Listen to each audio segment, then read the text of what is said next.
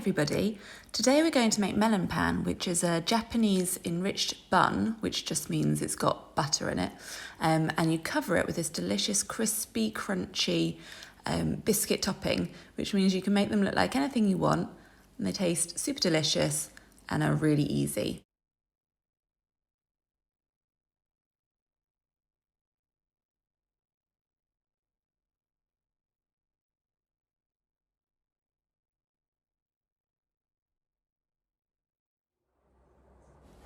So the first thing we're going to do is put our bread flour, which is in a bag for you already, along with your 2 teaspoons of sugar, 10 grams of cocoa, and a pinch of salt. That's all in that bag already, so you don't need to be messing around and mixing it all up. Pop that in a bowl and add your 150 mils of warm water. Now what you want to do is put your yeast into that water. The water needs to be just about warm, so you can put your fingers in it and it's not burning you hot. If it's too hot, it's going to scald the yeast. But you want to add that yeast into the water and leave it for about 5 minutes, so it's starting to really start to bubble. You'll see that it gets a thick foamy topping to it. So leave that yeast in water for about 5 minutes, let it all top up, and then you can add that into the dough. Don't worry about adding the sugar. I've chucked that into the flour mix and it makes absolutely no difference. So mix that all up and then let it sit for a little while. And once we've started to get that foamy reaction, we know the yeast has been activated and we can add that into our flour.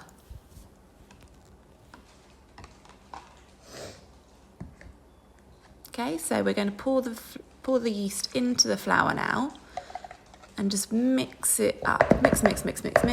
Again, if you've got a machine, either a food processor or a normal mixer, you can use that, or you can just get involved and use your hands.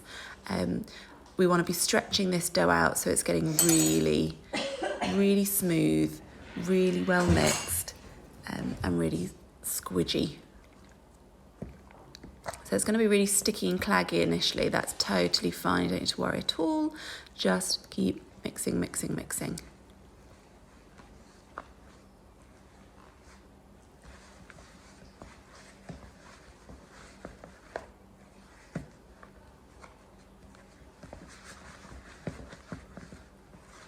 can see it's starting to come together now, becoming smoother.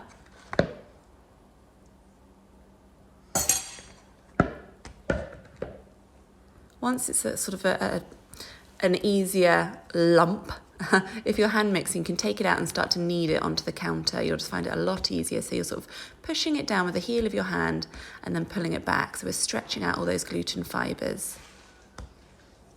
making it nice and smooth. Now the next thing we're going to do, once we've got our nice smooth round ball, is we're going to add our butter. What I tend to do is just tear off little pinches at a time. You're going to add that into the dough. So initially there's going to be just lumps of butter in your dough, but with more kneading, that's going to be incorporated into your dough and become smooth and silky, and you'll start to see it looks a lot more glossy, and it's shiny and just lovely looking. So that's our enriched dough. Anything that's enriched just means they've chucked some butter in and it's delicious.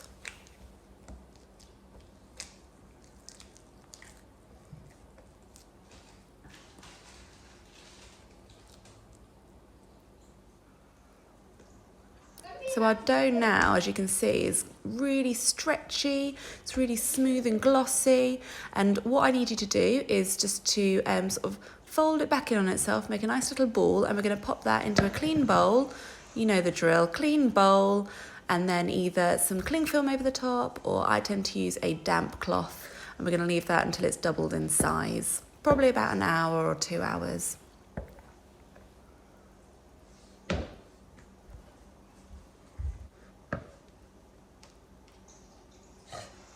I need you to come with me to pick up something in a minute. Whilst our dough is proving, we can make our biscuit topping. So in your bag, you'll see a pouch that says for the biscuit.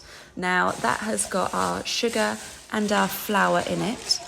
So tip that into a bowl, and then we're going to add our butter. That's a little small bag that's in there as well. And you can either use a mixer to do this, or you can use your hands, and all you need to do is just break the butter into even smaller pieces and literally just rub it into the flour. So I tend to pick up some flour and some butter together and rub them together, and you'll get breadcrumbs eventually. So just mix that up, and then we'll have a biscuit dough.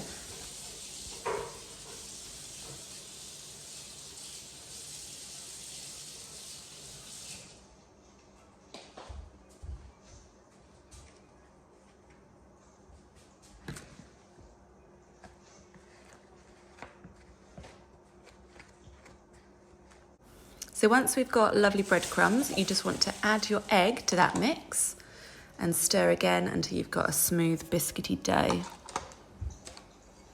What I tend to do is once I've made that dough, I will pop it in the fridge and chill it. You know that if things are cold, they're easier to handle, much less sticky, much less awkward. So just pop that dough into the fridge for about 15 minutes and it'll be a lot easier to use.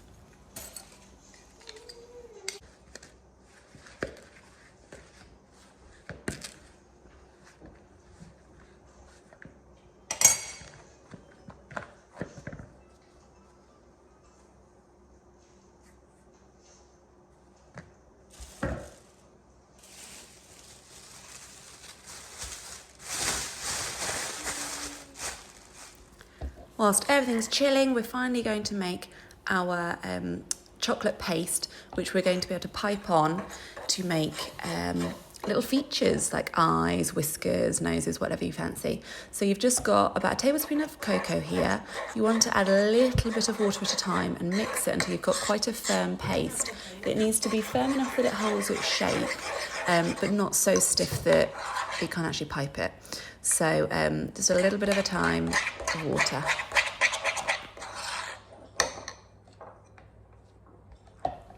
So really just add the tiniest touch of water at a time because you don't want it to be too thick. But you can see here that it's kind of made a nice thick paste, which I'm going to be able to chuck into a piping bag, and then we're going to pipe onto our buns once they have proven. Now look, our dough is big and puffy. You know what we've got to do now. Punch it. Knock all that air out. Either knock it back with your hands or take it out the bowl and just flatten it. It's called degassing. It's really good fun. And it means that the first proof of our dough is ready. So now our dough has been degassed, we're ready to start shaping. You want to cut your dough so that you've got 6 pieces all the same size. You can either do that with the scales or you can just do it by eye. Depends how pernickety you are. Now, just like we did with our hot cross buns, you want to take those balls of dough, add a little bit of flour to your worktop if you need to, and simply pull the sides of the dough into the middle so you're creating that smooth ball.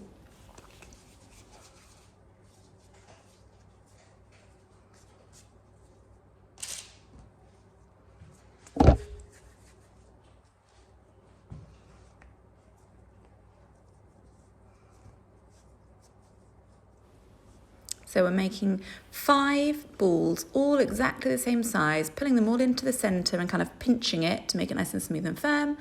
And then you can kind of roll it a little bit more in your hands, and then you've got lovely bun shapes. Pop them onto a lined baking sheet and do that 5 more times. So we're making 5 buns in total. That 6th bun is going to be what we use to make our ears and our noses.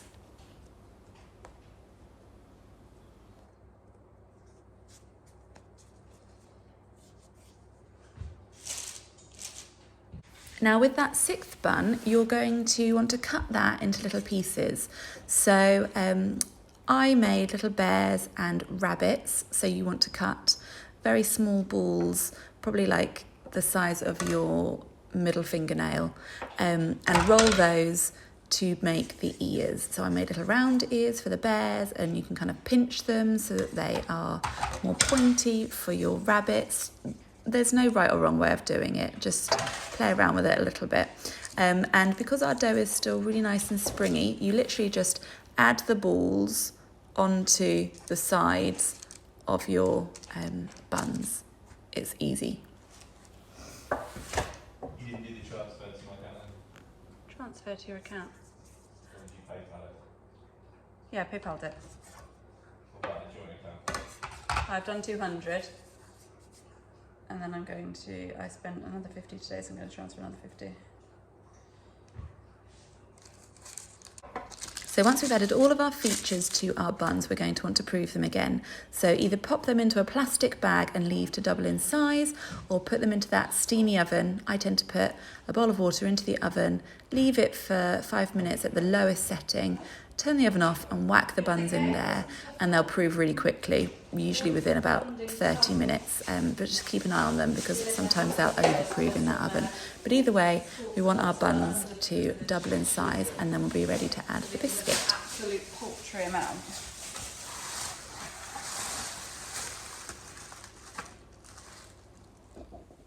So you can see now our buns have doubled in size.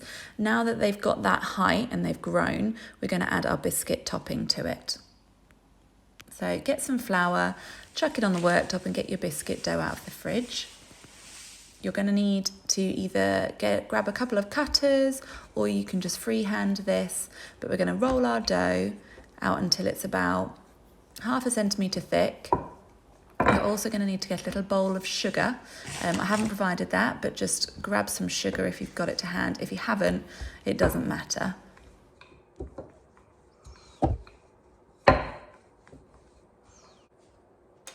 So what we're going to do here is we're going to cut out some shapes which we can then add on top of our melon pan. So what I tend to do is cut them out, dip them, or just dip my finger in a little bit of water and roll them, well, just sort of lay them in the sugar, and that gives it a really crunchy coating.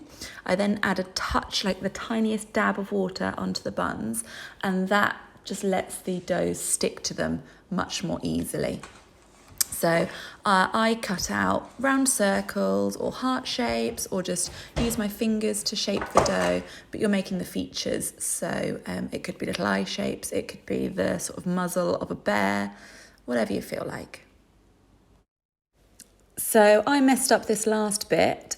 Before we put our bears into the oven, we need to pipe on our features. So fill the piping bag with your chocolate paste and pipe that on with little eyes or nose or whiskers, and then they'll go into the oven for about 10 to 15 minutes, baking them at 170, and then they'll come out looking like this, so lovely and cute. But yeah, it wouldn't be a video of mine if I didn't miss something out. So there we are. Enjoy.